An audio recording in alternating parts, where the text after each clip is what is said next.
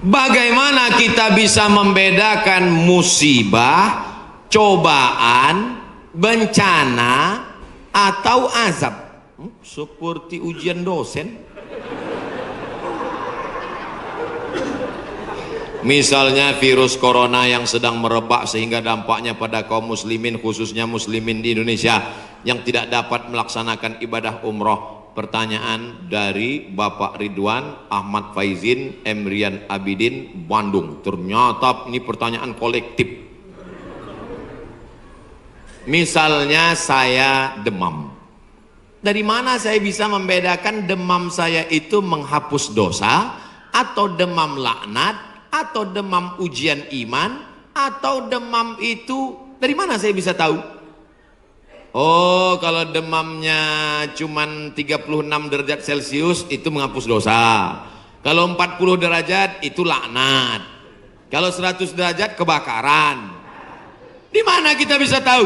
Tidak ada yang bisa membedakannya kecuali introspeksi diri. Satu, la yusibul mu'min min nasabin wala wasabin wala saqamin wala syaukin yastakuha. Kalau ada orang yang kena susah hati, gundah gulana, sakit, duri menusuk tapak kaki, keluar dari rumah lupa pakai sendal, melangkah, duri menusuk tapak kaki, illa kafarallahu anhu biha sayyi'atuh, maka dengan itu sebenarnya Allah ingin membersihkannya dari dosa.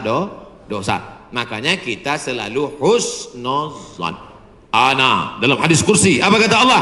Ana inda husni zanni abdi bi, aku menurut prasangka hambaku kepadaku. Maka kalau kita kena penyakit, yang pertama husnuzan pada Allah, bahwa sebenarnya Allah ingin membersihkan kita dari dosa. Yang kedua, saya nggak ada dosa Pak Ustadz. Apa dosa saya? Saya nggak pernah minum khamar, saya nggak pernah sabu-sabu, saya nggak pernah berzina, saya nggak pernah pakai narkoba. Dosamu adalah ketika kau merasa bahwa kau tidak berdosa. Itulah dosa. Dosamu adalah ketika engkau sehat tapi tak kau pakai mensyukuri nikmat Allah. Itulah dosa. Maka siapa yang berkata saya tidak pernah silap, saya tidak pernah salah, saat itu dia sedang silap dan salah. Al-insan mahallul khata' wan nisyan.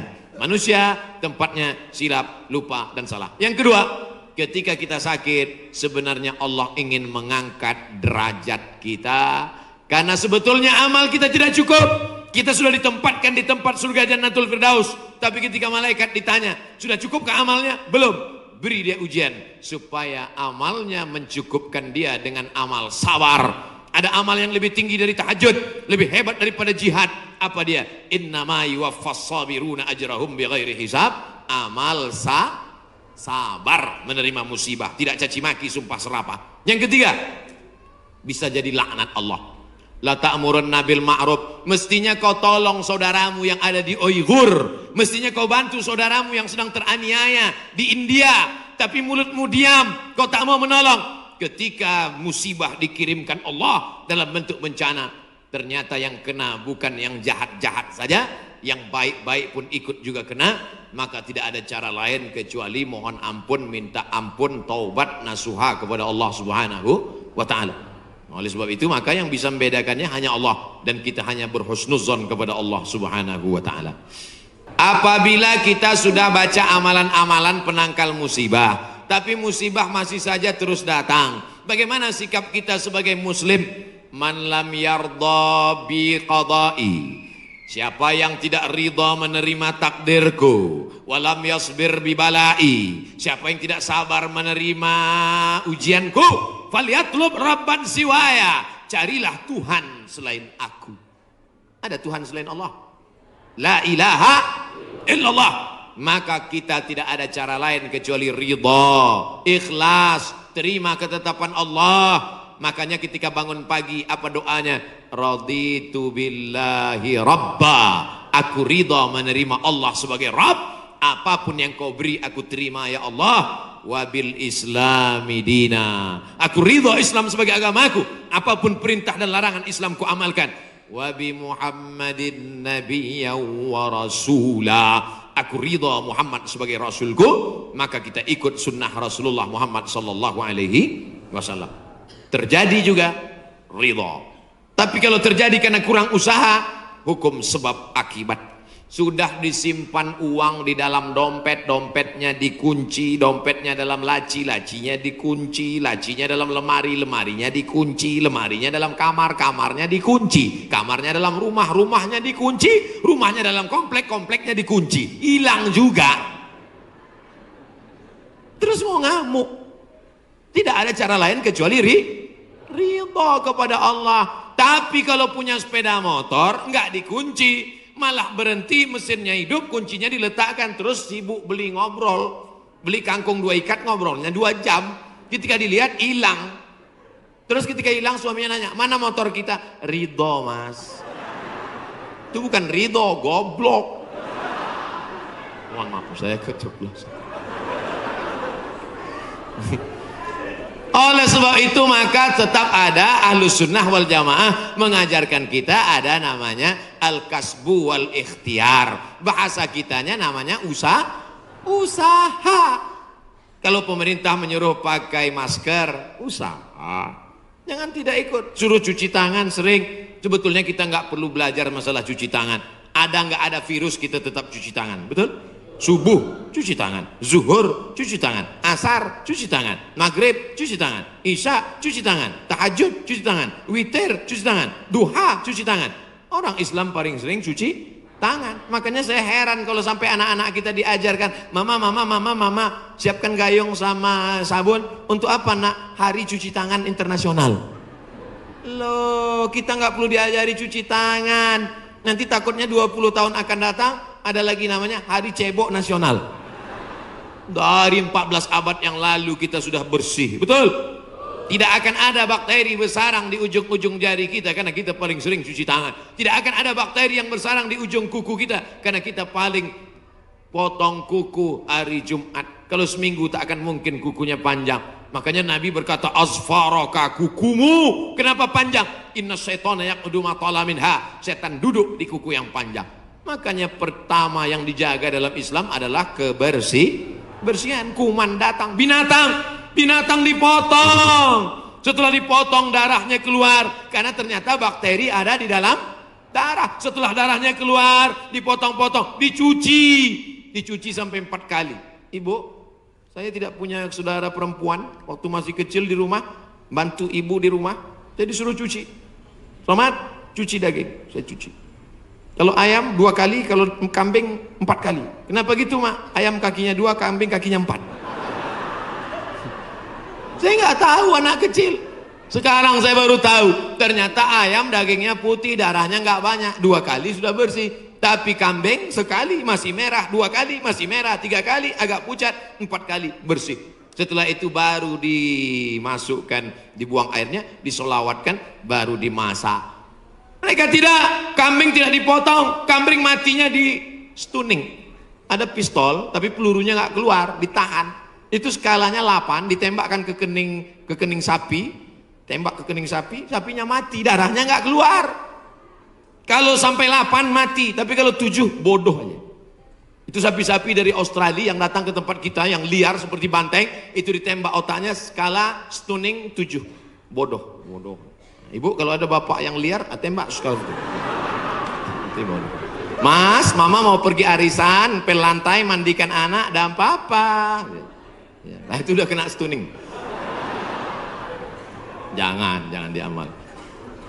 Tidak dipotong, hanya stunning 8 skala, akhirnya sapi tumbang, darahnya masih dalam daging, bercampur dengan darah bakteri penyakit, dipotong-potong, diletakkan di atas api yang tidak terlalu matang, bolak-balik, nggak dicuci, darah nggak keluar, masuk ke dalam roti, dicampur, dimakan, barbecue.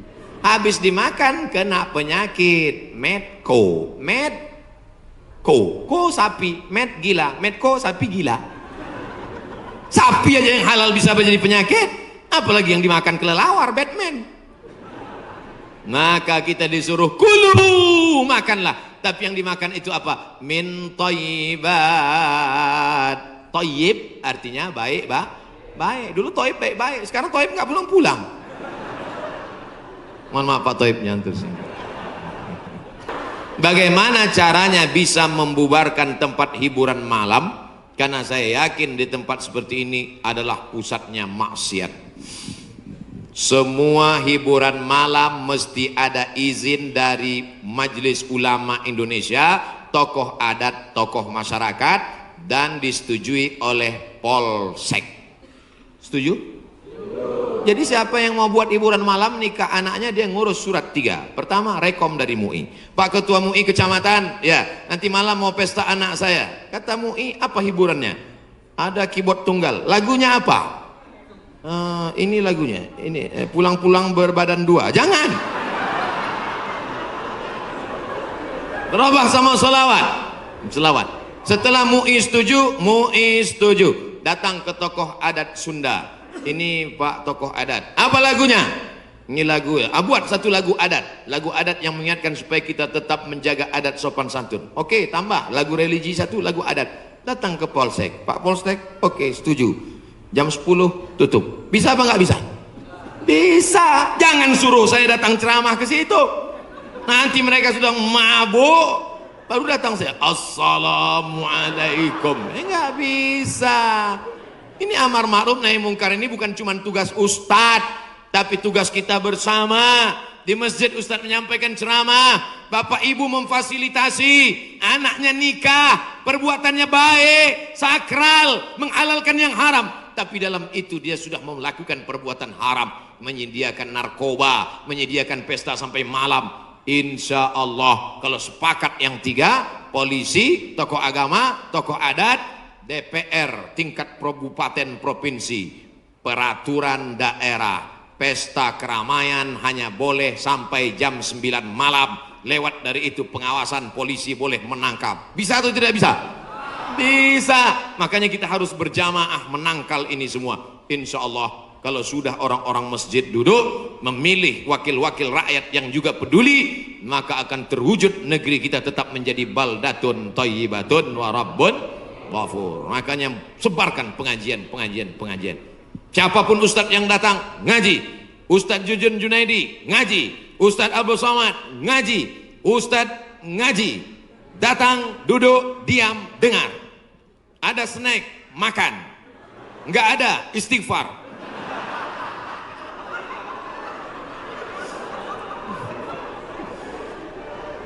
Ustadz Somad, saya manusia banyak dosa, tidak sholat Jumat. Kenapa nggak sholat Jumat? Man tarakal jumu'ata salasa marratin, siapa yang nggak sholat Jumat 3 kali berturut-turut tahawunan, bukan karena sakit, bukan karena darurat, tapi karena menyepelekan panggilan Allah, taba'allahu ala qalbi, Allah mengunci pintu hatinya. Kalau sudah hati terkunci, telinga tersumbat, mata tertutup, khatamallahu ala qulubihim wa ala sam'ihim wa ala absarihim ghishawah. 3 kali sholat Jumat kau tinggalkan, Allah mengunci pintu hatimu. Siapapun yang ceramah tak akan masuk ke telingamu. Na'udzubillah. Saya ingin bertobat dan sudah menjalankan taubat, maka sholat Jumatlah engkau. Siapa yang datang hari Jumat saat yang pertama seperti berkurban seekor onta, datang pada saat yang kedua seperti berkurban seekor lembu, datang saat ketiga seperti berkurban seekor kambing, datang saat keempat seperti berkurban seekor ayam, datang saat kelima seperti berkurban sebutir telur ayam. Sekarang banyak yang datang hari Jumat, jangankan telur ayam, telur puyuh pun nggak dapat. Datangnya kapan? Ketika khotib sudah naik ke atas mimbar, jamaah Jumat yang dimuliakan Allah, baru dia datang. Terlambat, udah terlambat sholat sunat lagi. Allahu Akbar. Pakai baju kaos tertulis, emang masalah buat lo. Orang kalau taubat itu malu sama dosa-dosa masa lalu, bukan bangga. Ini banyak juga orang udah taubat. Ustaz Somad, saya ini baru hijrah. Dulu semua saya minum, semua narkotika saya pakai. Ente taubat apa sombong? Orang taubat mengenang dosa itu melelehkan air mata, nangis. Ada juga bukan bangga. Ada juga sebagian jamaah sudah taubat nangis. Ustaz, saya, kamu menyesal minjam uang. La ilaha illallah. Kenapa hati ini masih keras Ustadz? Belum bisa nangis di saat tahajud Ustadz. Datang seorang bertanya kepada Nabi, an qaswatil qalbi, hatinya keras. Apa kata Nabi? At'imil masakin wamsah ra'sal yatim. Kalau mau melembutkan hati, kasih makan fakir miskin, usap kepala anak yatim. Siap? Ngaji jangan ditunda-tunda. Pulang dari sini langsung mampir ke rumah makan, beli nasi bungkus, bawa ke panti jompo. Anak mereka sudah meninggal, hidup sebatang kara, belikan kain sarung, langsung datang. Assalamualaikum Bapak Ketua Panti Jompo. Waalaikumsalam. Berapa semua orang jompo di sini? Ada 100 orang. Saya mau makan siang sama mereka. Semuanya 2 orang aja. Kebetulan kok nasinya cuma 2 kan. Melihat mereka nanti menyuap, menggeletar tangannya memasukkan nasi yang kau masukkan, maka disitulah hatimu akan lunak. Pergi ke rumah anak yatim, tanya, anak yatim sudah berapa bulan gak bayar uang sekolah? Lihat bajunya, dijahit, sobek, dijahit, sobek. Rupanya kain sudah lapuk. Kain kelas 1 dipakai kelas 6.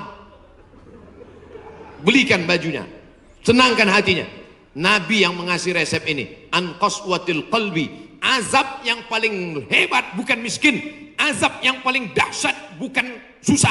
Azab di atas azab adalah hati yang keras. Wa inna minal hijarati lama yatafajjaru minhul alhar. Ada batu keras tapi masih bisa mengalirkan air.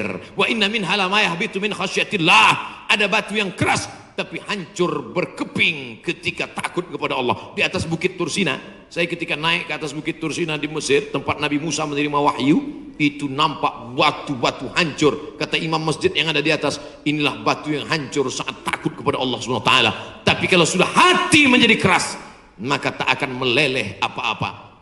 Kalau ada orang tidak meleleh apa-apa, pelit, medit, bakhil, itu salah satu ciri hati yang keras. Lunakkan hati dengan banyak bersedekah. Saya kalau ikut pengajian, telinga saya tahan. Kalau ikut sholat malam, mata saya tahan. Kalau datang ke masjid, kaki saya tahan. Tapi kalau sudah keluar duit, dompet saya nggak tahan. Banyak orang ketika keluar, alhamdulillah masjid ini adalah wakaf orang-orang baik di Panyawangan, di Jawa Barat. Ternyata orang-orang Sunda, orang-orang Jawa Barat ini berwakafnya tidak tanggung-tanggung, langsung satu masjid. Mudah-mudahan akan banyak wakaf-wakaf yang lain insyaallah. Amin. Sekarang banyak juga orang berwakaf. Ustaz Somad, itu tanah saya wakafkan. Mantap. Begitu diurus di Badan Pertahanan Nasional, rupanya suratnya 5. Kenapa kau wakafkan tanah bermasalah? Karena bermasalah, itulah saya wakafkan Ustaz. Nauzubillah. Kalau hatimu masih keras juga, hadirlah di tempat penguburan jenazah. Berdirilah di tepi kubur tempat jenazah. Kubur, suruh kawan satu nyenggol dari belakang. Masuk kau ke dalam, kau sambut jenazahnya, kau pegang masuk ke lubang, terasa dingin dari bawah. Sadarlah bahwa kau juga akan mati masuk ke dalam. Rumahmu yang besar tinggal, istrimu akan nikah dengan brownies. Mobilmu yang mewah akan dijual, suratnya akan berganti di kantor Samsat. Tanahmu akan diganti akte notaris. Kau hanya akan membawa 2-3 helai kain kafan, digulung macam dodol Garut. Apa yang kau bawa mati menghadap Allah SWT? Ada orang Islam mati bawa seragam? Ada. Tadi saya baru dikasih jaket kulit, sayang sekali. Tapi jaket itu pun tinggal kalau kau mati, Abdul Somad. Kenapa nggak dipakai sekarang? Panas. Apa yang kau bawa mati? Kalau pernah kau usap kepala anak yatim, kalau pernah kau infak sedekah untuk masjid, itulah yang akan kekal abadi. Yang mewakafkan tanah ini sudah meninggal, tapi terang kuburnya, lapang makamnya insyaallah. Amin. Pikirkan, orang yang cerdas bukan yang IP-nya 4, orang yang cerdas bukan otaknya hebat. Al-Kayyis, orang yang cerdas, mandana nafsahu, mampu menekan hawa nafsunya, wa amila lima ba'dal maut, dia beramal berpikir setelah mati. Ini banyak orang mikirnya setelah pensiun. Saya alhamdulillah Pak Ustaz udah siap nih setelah pensiun nanti. Memangnya yakin malaikat maut datang setelah pensiun? Banyak malaikat maut datang sebelum pensiun. Pikir baik-baik. Pikir itu pelita hati. Lama berpikir, sakit hati.